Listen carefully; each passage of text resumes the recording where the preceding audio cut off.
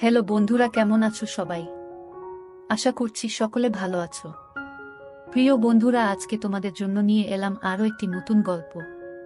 আশা করছি তোমাদের দাঁড়িয়ে যাবে, তাই ভিডিওটা শুরু থেকে শেষ পর্যন্ত দেখো। আমি আরমান, 18 বছর বয়স।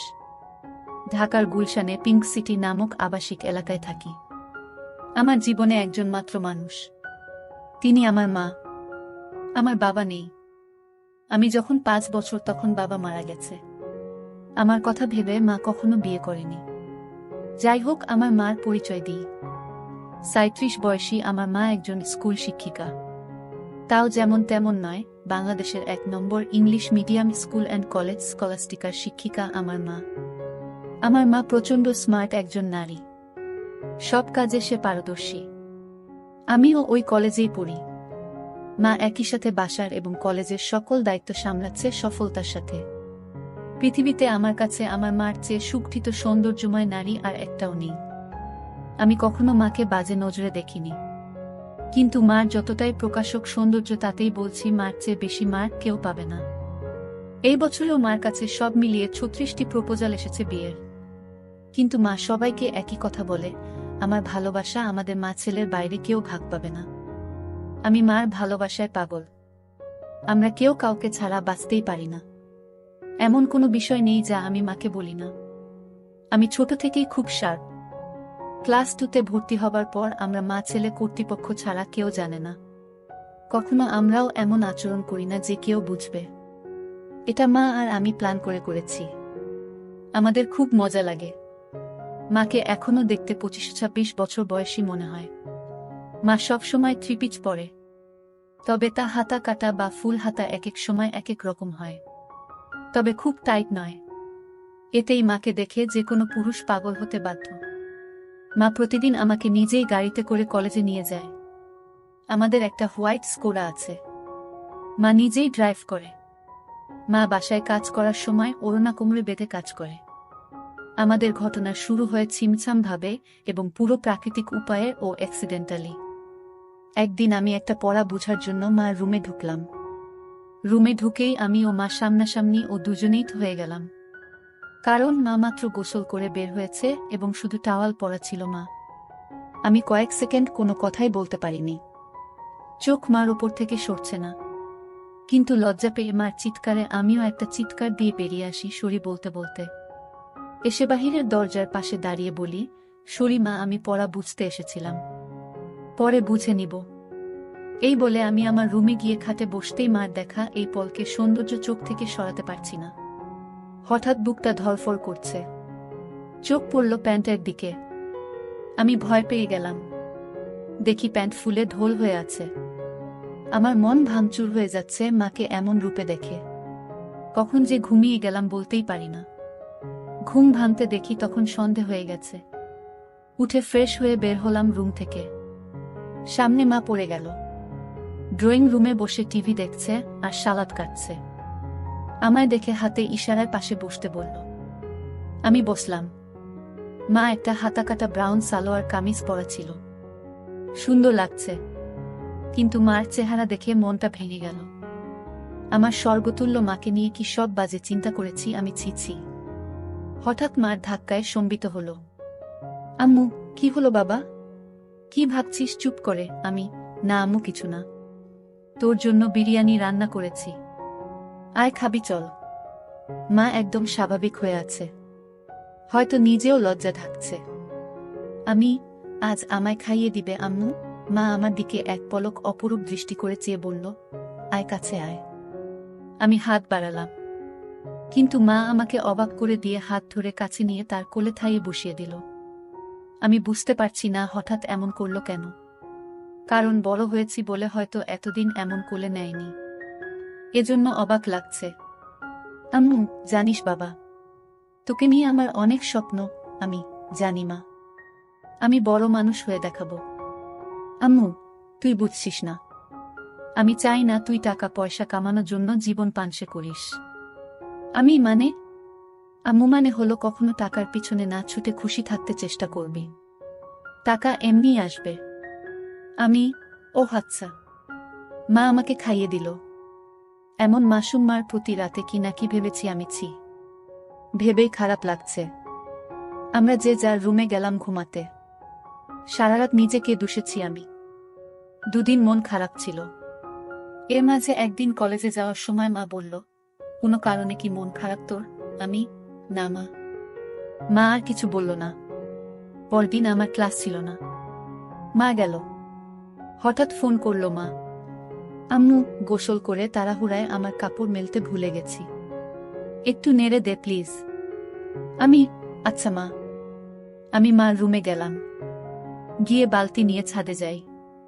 নাড়তে গিয়ে প্রথমে ছিল কামিজ, তারপর সালোয়ার, এরপরে বাকিগুলোও দেখি। দেখে আমার বুক ধরফর করতে লাগে। দেখলেই বোঝা যাচ্ছে এটা নামিদামি ব্র্যান্ডের। হাতে তুলতে হাত কাঁপছিল। আর কি সুন্দর ঘ্রাণ ওগুলো থেকে, কি বলবো। আমি হতবিহ্বল হয়ে গেলাম। কারণ পৃথিবীতে ৭০০ মিলিয়নে একজনের ভাগ্যক্রমে একই সাইজের হয়, আর তা আমার মার ভেবেই মাথা নষ্ট হয়ে গেল। পাগল হয়ে যাব মনে হয় এমন দশা। আমি কোনোমতে ওগুলো একটা সাইডে নেড়ে দিলাম যেন বাহিরে কার চোখে না পড়ে। দৌড়ে রুমে এসে পড়ি। ইচ্ছা করছিল একটাবার হাত দিয়ে শান্তি করি, কিন্তু এর ভয়াবহতা বিশাল বলে নিজেকে সামাল দিই। এরপর ইন্টারনেটে দেখতে লাগলাম এসব চিন্তা নিয়ে। দেখি অসাধারণ বিষয়। স্বামী মারা গেলে ছেলেই মায়ের দায়িত্ব নিবে এবং সব খেয়াল রাখবে, তা শারীরিক মানসিক সব হতে পারে, এটা বেদে লেখা। নারী অন্য কোনো দেহের সাথে জড়াতে না চাইলে বাসনা পূরণ করা সন্তানের দায়িত্ব। আমি কি করব বুঝতে পারছি না। এসব ভাবতে ভাবতে ঘুমিয়ে গেলাম। উঠলাম মার ডাকে। দেখি মা সামনে দাঁড়ানো। বসলো বিছানায় ও আমার মাথায় হাত বুলিয়ে বলল, ঘুম হলো সোনা? আয় খাবি আয়। আমি উঠে গেলাম ডাইনিং রুমে। মা চা বিস্কিট এনে বলল, চল ছাদে বসি। আমরা ছাদে বসলাম। গিয়ে মা কাপড় দেখে বলল, আমি আজ ভুলেই গেছিলাম। এই রে আমার ওই কাপড়গুলো কোথায়? আজ কি ধুইনি নাকি? আমি, না মা, ওই পিছনে আছে। এমনভাবে বলল যেন ছেলের সামনে এগুলো কোনো বিষয় না। মা সব কাপড় তুলে হাতে নিল। আম্মু, গরমের ছুটিতে দিয়ে দিল। বলো কোথায় যাবে ঘুরতে? আমি, আমরা তো বাসায় সময় কাটাই না। চলো এই ছুটি বাসায় নিজেদের সময় দিই। মা অপলক তাকিয়ে আছে আমার দিকে। আমি, কি মা? ভুল বলেছি। মা আমার গালে হাত বুলিয়ে বলল, কোনো ভুল বলিসনি সোনা। তুই অনেক বড় হয়ে গেছিস বাবা। Love you baby. বলেই মা আমায় জড়িয়ে ধরল। এটা অবশ্য সব সময় হয়, কিন্তু আজ ভিন্ন একটা ঘ্রাণ আসছে মার গায়ে। এটা মমতা আর কি একটা ভিন্নতা বুঝলাম না। তো পরদিন আমি টিভি দেখছি আর মা ঝাড়ু দিচ্ছে। আমি দেখলাম মা আজ ওড়না পরেইনি, আর ঝাড়ু দেওয়ার সময় সব ঝলক দিচ্ছে। আমি জানি না কেন চেয়ে চেয়ে মাকে দেখছিলাম। হঠাৎ একবার আমিও মার দিকে তাকালাম, মাও তাকালে চোখাচোখি হলো। আমি খুব ভয় ও লজ্জা পেয়ে গেলাম। মা না জানি কি ভাবছে। আমি আর তাকালামই না। ভয়ে ভয়ে আছি কি যেন বলবে আমাকে। এমন সময় কাজ শেষ করে এসে মা পাশে সোফায় বসল, আমার গা ঘেঁষে আমার কাঁধে হাত রেখে। আমি ভয়ে কাঁপছিলাম। মা বলল, আরে কি দেখছো এসব? চলো রেসলিং দেখি। তুমি দেখো না? আমি অবাক হলাম। আমি রেসলিং দেখে না। আমি মাথা নেড়ে না বললাম। মা বলল, বি এ ম্যান। এ যুগে রেসলিং দেখো না তা হয়? দাও রিমোট দাও। মা রিমোট নিয়ে চ্যানেল পাল্টে রেসলিংয়ে দিল। আন্ডারটেকার আর ত্রিপলিচের খেলা চলছিল। মা এত মজা করে দেখছিল যে আমিও কেমন ঘুলে মিলে গেলাম।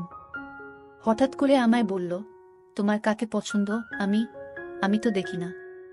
কিন্তু আন্ডারটেকার। আম্মু, এই তো আমার ছেলে। সে খুব জোশ। আমি তো হয়ে গেলাম। মার প্রতি একটা কৌতূহল হলো। মাঝে এনবি ও মার্গারেটের লাইভ হবে এটা বিজ্ঞাপন দিল। আমি মনে করেছি হয়তো মেয়েদের খেলা দেখবে না আমি সামনে থাকায়, কারণ মেয়ে খেলে ছোট কাপড় পরে। কিন্তু মা আমায় অবাক করে দিয়ে আরো গা ঘেঁষে বসে বলল, এবার মজা হবে। বলেই জুস আর পপকর্ন নিয়ে এলো। আমি উঠে যাচ্ছি লজ্জায়। মা আমায় থামিয়ে বলল, আরে বস, মজা হবে এদের খেলায়। আমি, মার্গারেট আর তুই এনিবি, ঠিক আছে? আমি, আচ্ছা। খেলা শুরু হলো। দুজন ছোট ছোট সেট পরে এসেছে। মা বেশ মজা করে দেখছে। আমি শুধু মাকে দেখে অবাক হচ্ছি। মাঝে অ্যাড দিলে মা তখন আমার দিকে ফিরে আচমকা বলল, তুমি আমাকে বন্ধু মনে করো? আমি হঠাৎ একটা শুনে অবাকই হলাম। আম্মু, অবাক হবার কিছু হয়নি। উত্তর দাও সোনা। আমার আর কে আছে তুমি ছাড়া? তুমি তো আমার সবকিছু। আম্মু, তাহলে একসাথে মায়ের সাথে ফ্রি হতে সমস্যা হচ্ছে কেন গাধা? এটা জাস্ট খেলা। আসলে ওরা ছোট কাপড় পরা, তাই মা ছেলে একসাথে এসব দেখা, এজন্য লজ্জা লাগছে। মা হাসতে হাসতে শেষ। আম্মু, আরে বোকা ছেলে, আমি না তোর মা। লজ্জা কিসের আমার সাথে? এগুলো অনেক আগের মূর্খ সমাজে চলত, এখন না। শোনো, আমরা মা ছেলে ছাড়া আর কেউ নেই আমাদের জীবনে। আমরা চিল করব না তো কে করবে বলো? আম্মু, আমরা একসাথে এগুলো দেখলে কিছু হয় না। আর এগুলো পড়ার জন্য এমন লজ্জা কেন? তুই পড়িস না নাকি? আম্মু, আমিও তো পড়ি, তাতে কি হয়েছে? এসব উলটপালট কথা বলবি না। পোশাক কখনো মানুষের স্বভাব থাকে না। মনে বিষ নিয়ে যদি বুরখা পরে ঘোরা হয়, তাহলে বুরখা পরার কোনো মানে নেই। এটা মাথায় রাখবি। আমি মাথা নাড়লাম। এরপর খেলা শুরু হলে দেখা শুরু হলো আমাদের। হঠাৎ মা বলল, চল বাজি হবে, আয় দেখি কে জিতে। আজ মার্গারেট জিতবে। আমিও আর লজ্জা না পেয়ে মাকে সঙ্গ দিলাম। আমরা রক্তহীন করা খেলায় শেষে আমিই জিতে গেলাম। পুরো 5,000 টাকা জিতলাম আমি। কিন্তু মা একটুও মন ভারী করল না। বেশ টাকা আয় হলো। মাঝে মাঝে এমন হলে বড়লোক হয়ে যাব। আম্মু, তা তো হবেই। তবে জিতলি, কি খাওয়াবি বল? তুমি কি খাবে আম্মু? তোকে খাবো।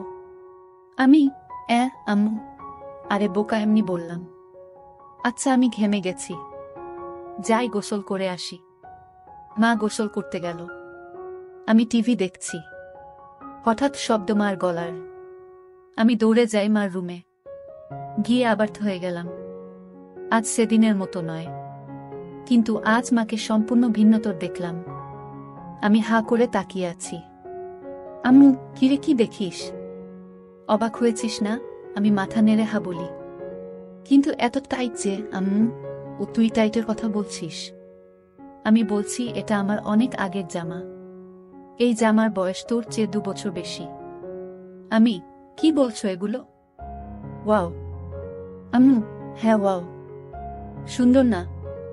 নাকি খারাপ লাগছে? খারাপ লাগে তোমার ভূত। একদম পরি লাগে আমার মাকে। আম্মু, কিন্তু আসলেই অনেকদিন বলে টাইট হয়ে গেছে, কেমন যেন লাগছে। যদি কিছু মনে না করো একটা কথা বলি মা? হ্যাঁ বল। তোমাকে টাইট ড্রেসেই ভালো লাগে কেন? যে সবসময় আলখাল্লা পরে থাকো বুঝি না? মডার্ন যুগের এত ভাষণ আমাকে দাও আর নিজে সেকেলে। মনেই হয় না ইংলিশ মিডিয়ামের টিচার তুমি। আম্মু, হা, আমার বদমাইশ ছেলে, আয় বুকে আয়। ইদানিং তুমি চেঞ্জ হয়ে যাচ্ছ যে, খুব আদর সোহাগ করছো যে। মা আমায় ছেড়ে দিয়ে মুখটা মলিন করে বাথরুমে চলে গেল। আমিতে ভয় পেয়ে গেলাম। কি বলতে কি বলে দিলাম। একটু পরে মা আবার আলখাল্লা পরে হাতে ওই জামাটা এনে আলমারিতে রেখে ধপাস করে বন্ধ করে নিচে কিচেনে চলে গেল। আমি কি বলবো বুঝতে পারছি না। আমিও পিছনে গেলাম। বললাম, মা রাগ করেছ?